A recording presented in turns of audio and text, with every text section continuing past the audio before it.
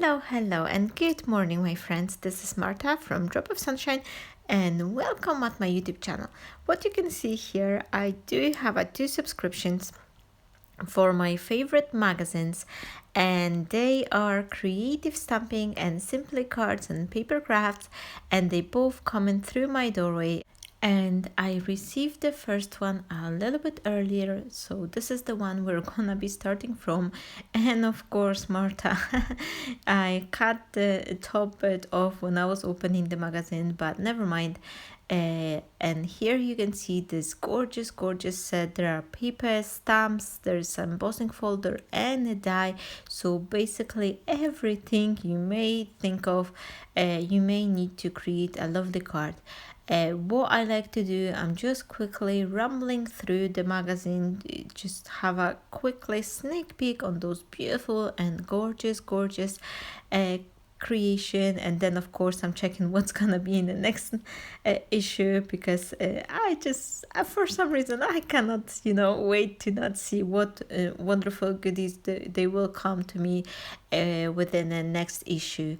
So here you can see I do have this lovely embossing folder with a matching die, and I absolutely adore this idea. I'm so happy to have this, because that just makes embossing to the next level, because you can keep it just a simple embossing as it is, but you could chop off this pine branches from the top, and then just like erase them up with a foam tape. There's so many different techniques and ideas you could use it. I've decided to create a little bit bigger card, even though the embossing folder is designed to be like a A6 size card. I've decided to make it a little bit larger, simply because I think I just prefer the larger size of the cards. Whoever knows me, you do know that very rarely I'm doing those little cards. I prefer to make them in a larger scale, and I just think they just look nicer. And if I'm spending time to create a handmade card, I already want to make it instantly look a little bit, I don't know, I just prefer the larger one. And here you can see I'm trying to decide which sandwich to go with, and finally sometimes you just have to try, because different embossing folders, they do have a little bit different thickness. And what you can see here, I've go with the pink plate tan mat, and then the raspberry adapter plate. This is the combination for my old Sizzix cutting machine. I quite like it. I'm still using it, even though I do have the electric one. And I think I've just explained that earlier. It's just that my craft room is just wall to wall with the bedroom. And sometimes when my son is on his nap, I'm trying to be as quiet as possible. So that's why I'm not using the electric cutting machine. But I am looking forward, not long from now, we will be moving to a different property. So then I won't have the studio. It will be on the opposite side from the bedroom, so where my son will be sleeping. So I'm definitely looking for that. I will be able to craft a little bit louder. So definitely I'm plugging all my machines, like my Gemini and Brothers Scan and Cut, and I'll be using them absolutely like every second. Maybe not every second, because I'm still doing other bits. But here you can see I've just did a 2 A6 size folders, and then I am planning to create those two little one as well. So this is I'm making it from the this leftover piece from the A4 size. So basically for my card today, I will use one A4 size card, which I score in the middle, and I'm using it as a card base. And then from the second one, I am cutting all the elements. So I chop off two A6 size fold panels, which I emboss both, and then I am embossing only those branches sides. and I will stamp my sentiment in the middle area, so that way I'm making sure I am making the most of my paper, and I am just reducing the paper waste. So here I'm using this beautiful guillotine, which I absolutely adore it. I've bought it from the craft stash store, so I will give you a link down below so you could see it for yourself, and it's absolutely amazing. I love it, and I just love it. And my only one regret with this machine is that I didn't buy it earlier. I do have the large like a A3 size chopping board, similar like a guillotine as well, but it's just too large, so I was never able to do it on a camera because I had to turn over. It's on the other desk behind my back, and so that's why you never ever saw me using the guillotine in my previous videos. But now since I've bought it, I am able to sit comfortably in my chair and I don't have to move around. And I'm still using the larger one, of course, to create my card base and all larger chopping jobs. If I will go to the larger one, but on the purposes of the video or like a card making, this portable guillotine is absolutely perfect. I had this blue panel, and this was the part of the free papers. I think it was 5 of them. They were also included in the magazine. I'm not sure if I mentioned that, but on top of everything, you have the embossing folder, dies, stamps, and you also have the papers. So I've decided that this blue paper will be just matching here perfectly. And blue and white is such an elegant combination, and this is the look I am going after. Even though those stamps are perfect for like a coloring and making those cute little houses card, I've decided to make it like elegant style. So here I'm just choosing the few dies, and I have this Daisy May design, the circle die, which I absolutely adore it.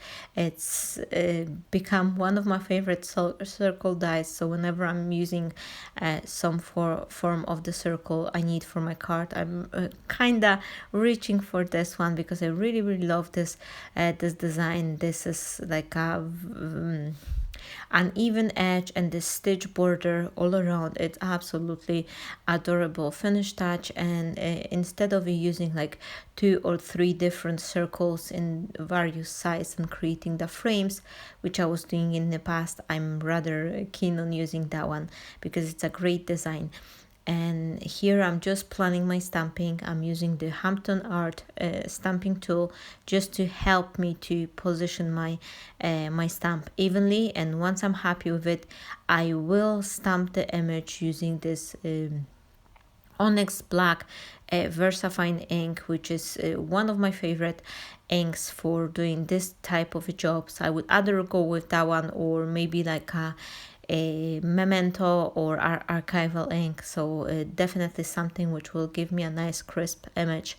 But the VersaFine, I think it's, I don't have many other professional inks like I know there is a few other one which are highly recommended for stamping, but this is 3 of the one I've got, and I'm just switching in between them. Memento is great for coloring, but I do feel that the VersaFine, it gives me a little bit better result if it comes for the stamping sentiments or things like that. And here I'm also having this little foliage which comes from the Christina Griffiths die set. You could see it's a beautiful flowery die when you can create that 3-dimensional flowers, which I will be doing. I'm not gonna be using all the petal layers, but I will definitely create a few flowers. And I'm having this also Christina Griffiths embossing folder, which I used on my previous video, and I just love it. I fell in love with this embossing folder the second I had it. It's such a nice and neat pattern, and the embossing quality is, oh my gosh, it's just absolutely amazing. And you will see it for yourself. Have a look, my friends, how beautiful this embossing is. And now I will be cutting the rest of the elements. So I do have this white foliage, some there's a little like a berry branch as well, and this flower design, which I will cut it twice, and then I will be shaping my flowers so they will look really nice. And look on the leaves, it's absolutely amazing. I love it. And those dies, they just like those cut elements, they just pop out instantly because the quality of the dye is really good. And here you can see the flowers. They come like a few different shapes, and each one of them is a little bit smaller, and it has one petal less, so that way once you will glue them down together, you will achieve this like a dimensional flower, which you will see in a minute. I'm not gonna be using all of them, all of the layers, but I'll definitely will be creating a three-dimensional flower. I'm also having some decorative quartz in a white and a blue color, and I will definitely use them both together for my card, just to enhance it, my card, and dress it up a little bit.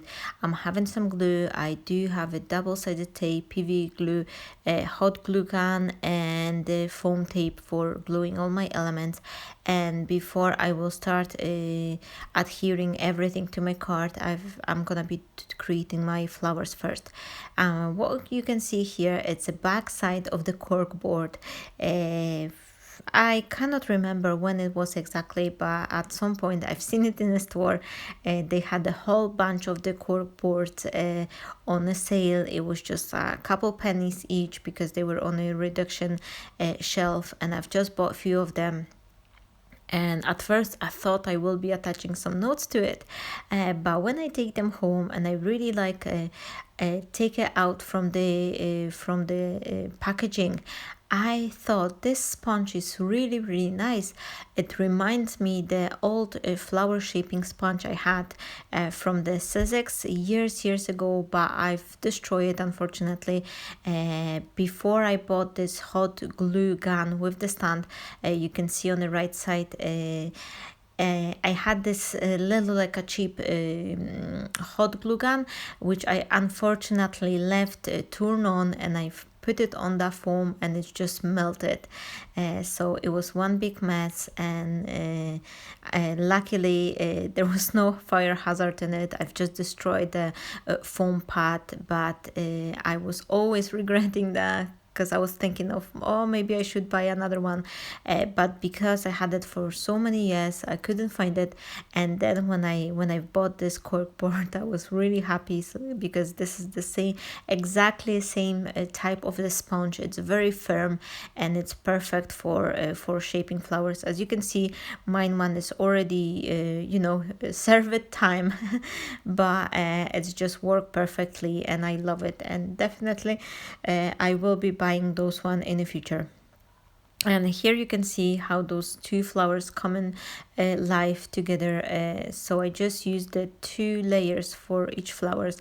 I skipped the last one because I wanted to have some sort of a pearl. So I want to have the white flower centers. Plus, the trouble I had with this paper, this blue color paper, was that it was white from the other side, and if I would put the flower center together, this white color will be peeking through. So I've decided to use a pearl instead of the going a full dimensional flower. And here I am assembling my card together. I'm just gluing this white panels to the blue mat I've created myself.